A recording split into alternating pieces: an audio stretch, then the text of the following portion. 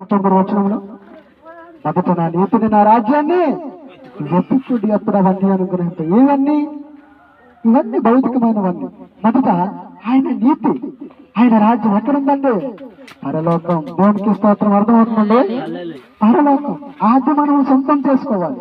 అది సొంతం చేసుకోవాలి. అదేంటి పాస్టర్ గారు పరలోకం అంటే అది ఎలా వస్తుంది?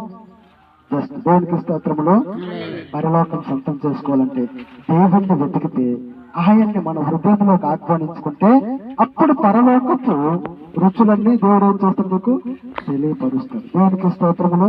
అర్థమవుతుందండి? యథార్థంగా ఎప్పుడు జీవించగలం? ఆయన మన హృదయంలోకి వస్తేనే. అంతే కదండి? ఎంతటి నువ్వు ఏం చేయలేవు, ఏం చేయలేవండి? యథార్థంగా జీవించలేవు. ఎందుకంటే మనం జీవిస్తుంది పాపపు ఈ లోకములు.